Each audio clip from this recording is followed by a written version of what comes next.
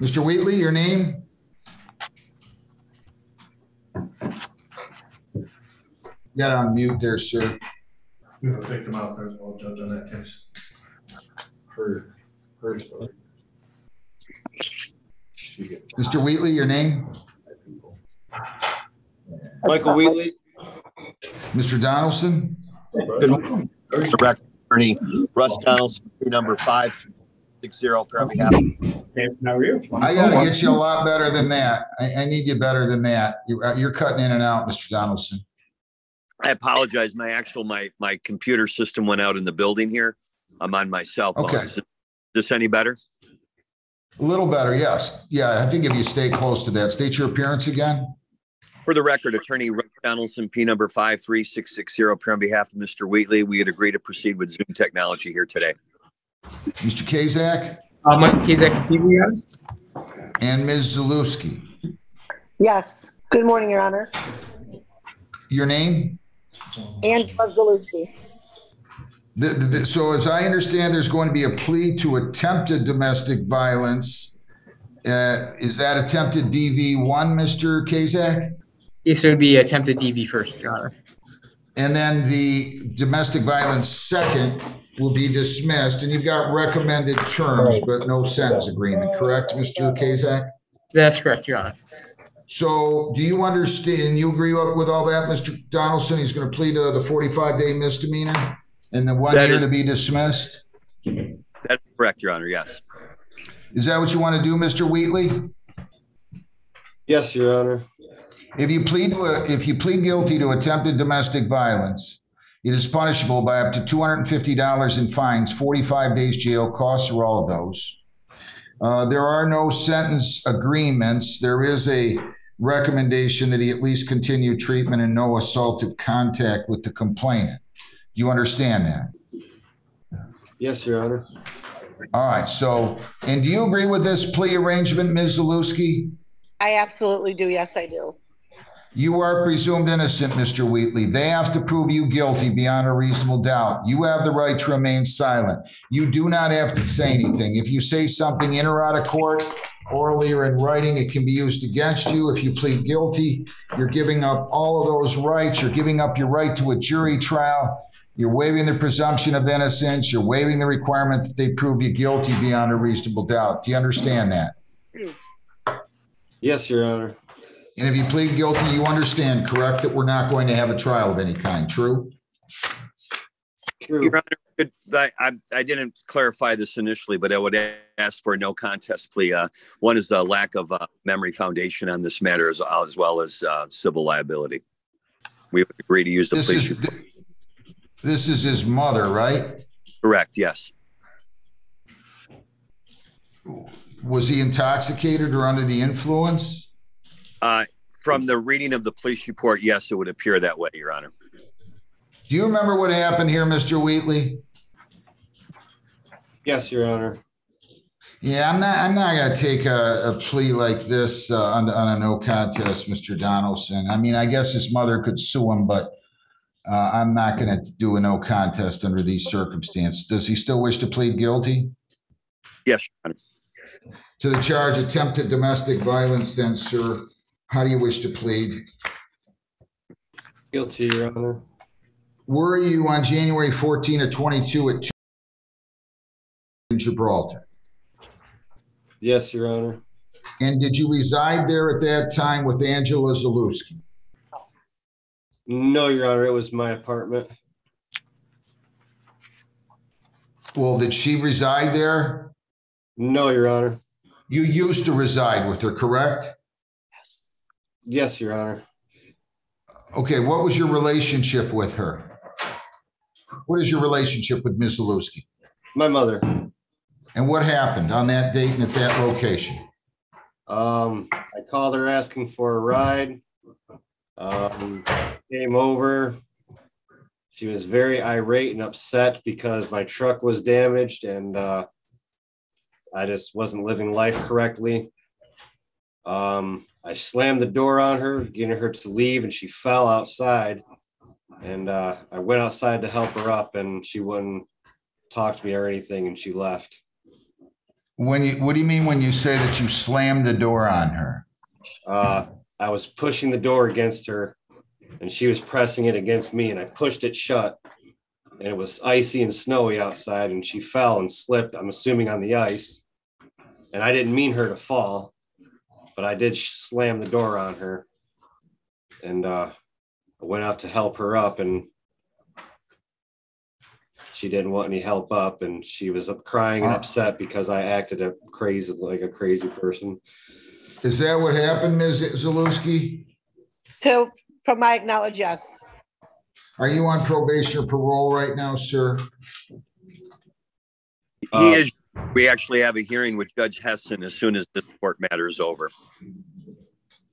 On a probation violation? That is correct, Your Honor. What is that for?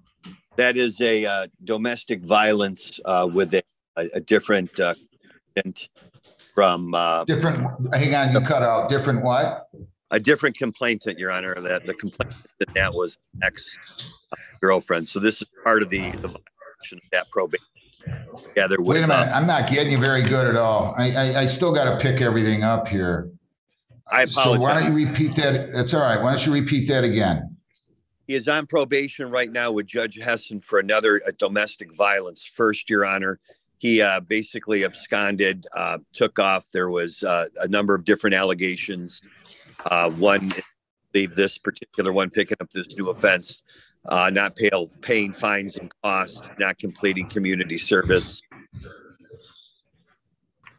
All right. So you understand by pleading guilty here, this would be deemed a violation of that probation. That probation could be revoked. You could be incarcerated on that charge in front of Judge Hessen as a result of this plea and conviction. Do you understand that, Mr. Wheatley?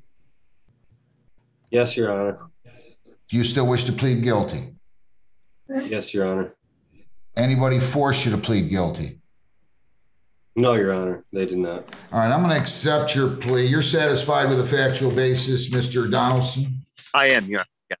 Mr. Kazak? You are satisfied, Your Honor.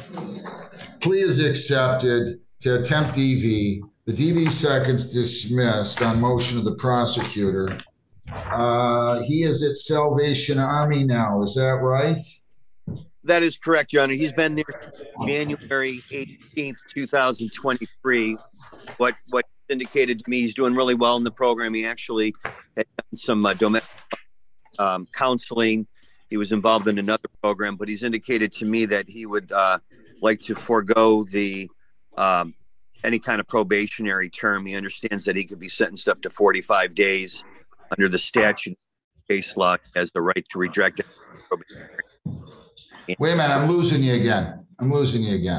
I apologize, Your Honor. Again, normally this doesn't happen, but literally the internet is out at my office, so I'm having to use my phone. But my client indicated to me that he would be asking for immediate sentencing, Your Honor. He was he's going to decline a probationary sentence. He understands that this court could sentence him up to 45 days in jail. Does he understand I can set that 45 days to start that at the time that he vacates the Salvation Army? Everybody might want to take that into account. Listen to me very carefully. Mr. Wheatley, you don't want to do probation? You don't have to do probation. But I'm just telling you, I can give you 45 days and I don't have to give you credit for any time served. You had a personal bond and I don't have to start the jail term until you're done. With your inpatient stay there at Salvation Army. Personally, sir, if you were on probation and you had, he must have had, correct me if I'm wrong, if he was on probation, was this the second or the third domestic charge? This is what is it, the second or third, Mr. I believe it's the second, Your Honor. I came into this case. I didn't represent him on the underlying fact. Had actually a drunk driving out of Jackson as well that we've already resolved for fines and costs. He had some other traffic matters in front of Judge Heston that we resolved. The only two remaining cases, and I believe he only has two domestics. I believe that this particular one in front of Judge Heston was taken under the diversionary statute 769-4A because I was unable to get any information. So I as an officer of the court, I would assume that because he got that delayed or the diversion, that was a true first. Okay. It's He my needs some help. plans on leaving the Salvation on Saturday. He what? My understanding, and Mr. Whately, if you can confirm, he's planning on finishing up this week at the Salvation Army, leaving, Your Honor. Well, the letter says he's expected to complete the program July 19th. That is correct, Your Honor. They will offer, and Mr. Whately can address this directly with you, Your Honor, but he's indicated that the program completion, he has a bed and he has availability till July 19th of 23, but he's indicated that in anticipation of doing the jail sentence that he would be leaving the program on Saturday. Well, I'm not going to sentence you now. I'm ordering a screening and assessment. And I want to tell you something, young man. I'm going to have probation meet with you by Zoom and conduct a screening and assessment. I don't know anything about you other than what I just read here. I don't know anything about your past. I don't know anything about what I see that you have it impaired on here. But I'm not making any promises. You do whatever you've got to do. I have a warrant. I'm assuming you took care of that case out of Jackson. This is an old lien. It's March the 10th. Is that the one you're referring to? Yes, Your Honor. We have satisfied that case is now closed, subject to payment of fines and costs, which he has a couple months to do. So you do whatever you have to do, Mr. Whately. Judges are funny creatures. We're all for people getting themselves some help, as you have. But what I'm just hearing here makes me wonder if you weren't doing it for somebody else's benefit. That's all I'm going to say. And not what I mean by that is to try to show courts that you're doing the right thing. I'm not saying you deserve 45 days. I'm not saying you deserve 45 minutes. I will look at this. But I'm going to order a screening and assessment. We're going to set a sentence date. We can set this on a Tuesday, Lisa. If he's here, one of two things are going to happen. If he's out, and I'm going to make a note, if defendant out of Salvation Army by sentencing, then Mr. Donaldson, you either have to have him, hopefully on a better device than you have now. If you can, I'm going to ask you to come in person. Then defendant and defense attorney to be in attorney's office or to appear in person, okay? I could care less. I just need to have a little bit better communication here. That's all right. It happens. But I'm just saying if it hasn't resolved itself, because we're going to probably set this in 2 weeks, and we're going to call Beth and have her get on and do the screening. How are you looking on the 11th, Mr. Donaldson, of April?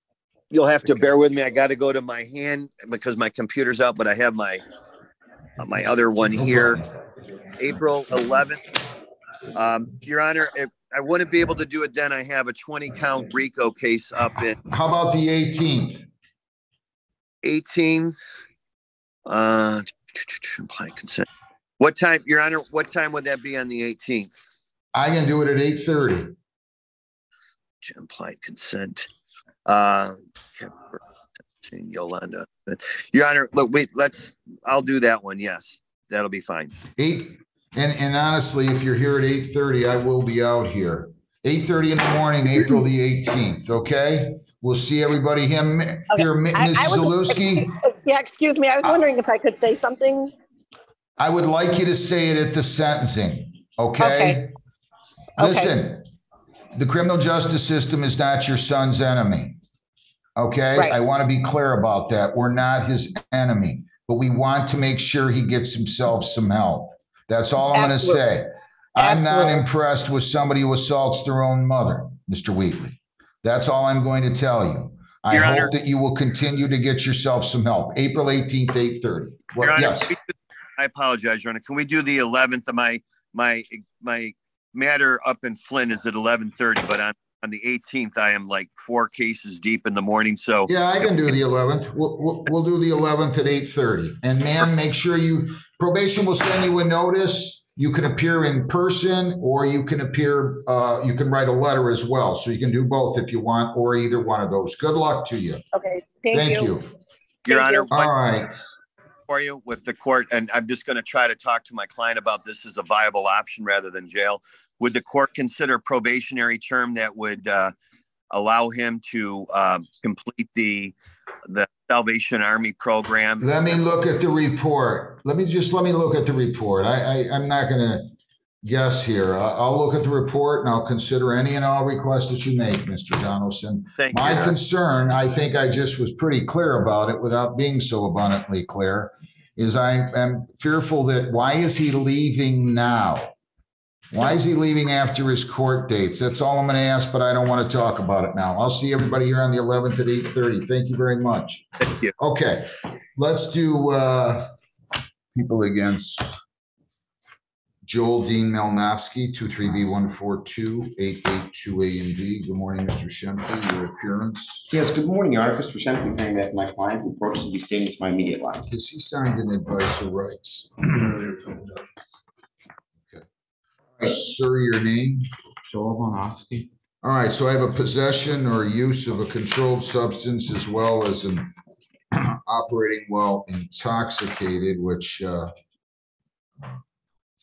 you've pre-tried, but for purposes of arraignment, how does he wish to proceed? Wait formal reading, my client stands mute. So I will enter not guilty, please. Do you care to put the plea on the record? Yes, Your Honor, this time my client is going to accept the plea offer from the prosecution where he'll tender a guilty plea to a lesser included charge of operating while visually impaired, with the understanding that the original count and the accompanying count 2 will be dismissed. Is that what you would like to do, sir? Yes, Judge.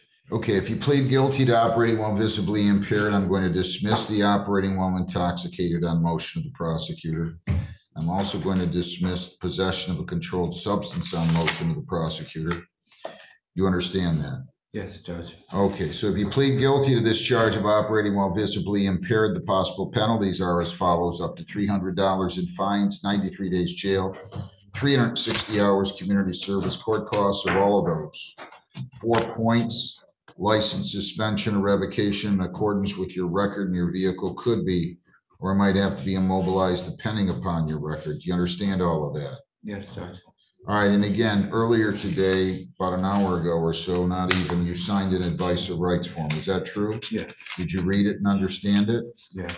If you plead guilty, you will be giving up all of those rights, and there will not be a hearing or a trial of any kind. If you understand that. Yes. Any questions before I ask you how you plead? No, Judge. To the charge operating while visibly impaired, how do you wish to plead? Guilty. Were you operating a motor vehicle on Roche near Mayfair in Brownstown Township, February 20 of 23 at Yes. 10:54 p.m.? Yes. Yes. Prior to that, did you drink alcohol? And if so, what did you drink and how much? Yes, I had Bud Light, about two Bud Lights, Your Honor. How big were the Bud Lights? They were the tall ones, like the, How tall is tall? 30 some ounces? no, 20 something. What else did you It drink? wasn't like a small can. It was, 20 ounce beers, if that's what you're telling me, that's 40 ounces. That's only 3.5 beers. What else did you drink? That's it, Your Honor. No shots? No, Nothing else? no, I don't drink liquor. I mean, I very seldom drink at all. Okay, but you don't get to, I'm just telling you, you don't get to a 0.18 by drinking 3.5 beers. I'm just telling you. Was your ability to operate the motor vehicle impaired due to the consumption of the alcohol? And if so, in what way? Why were you pulled over by the police? Your Honor, he got into a car accident. He ran into a tree. After drinking 3.5 beers. Yes, Judge. But this tree was not located in the roadway, correct? You veered off the road and drove into a tree? No, it was a T-shaped intersection, And you went straight? and I went to turn right, and then there was a tree like at the easement, and as I was turning right, something darted out in front of my car, and I swerved, and I hit the tree that was on the easement at the top of the T-shape.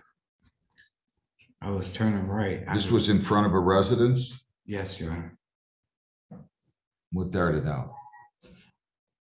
I want to say squirrel, but it happened so fast. You think you drove into the tree, at least in part because of your alcohol consumption?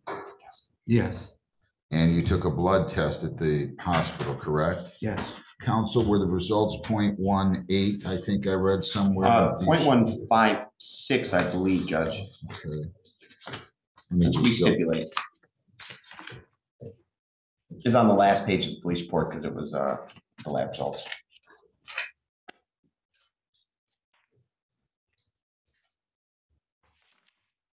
Okay, so this was 0.152, and you stipulate that the BAP was an accurate reading for purposes of the plea? So stipulated. Sir, are you on probation or parole for any reason right now? No, Anybody force you to plead guilty? no. Ever been in trouble before on No, a criminal case? no. And I'm going to accept your guilty plea to operating while impaired. I'm going to dismiss the operating while intoxicated. I'm going to dismiss the possession of a controlled substance. I'm going to refer you for a screening and assessment, and I'm also going to set a bond in this case, okay? So I'm going to give him a personal bond, counsel, personal bond of $1,000. But you did not get fingerprinted because you were transported to the hospital, is that correct? Yes, So I'm going to order the following bond conditions. I need the bond sheet. You cannot leave the state without the consent of the court. You cannot violate any law or ordinance of any unit of government. You must appear in court as directed. You're going to also, as a condition of your bond, abstain from the use of alcohol, abstain from the use of illegal controlled substances, no alcohol, no illegal drugs, no marijuana either, okay? I'm also going to order that you go over and get printed today. So you're going to go over to the Brownstown Police Department. And I'm going to give you an order. We're going to hand you a copy of the order before you leave. So you have to go over to Brownstown Police Department to get fingerprinted and photographed no later than 2 p.m. today, okay?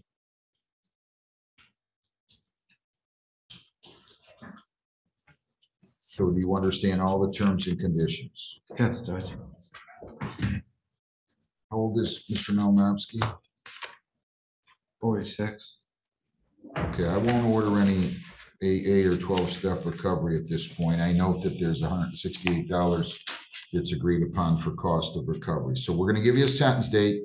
You'll go down the hall, get your sentence date. You're also going to take a copy of the print order. You're going to take it over to Brownstown. But before you leave, you're going to go talk to probation and do your screening and assessment. So I'll need a sentencing date, Lisa. April 26th at 8:30. Okay, sir, April the 26th at 8:30 will be your sentence date. Any questions? No, Judge. Okay, I wish you well. Good luck. And again,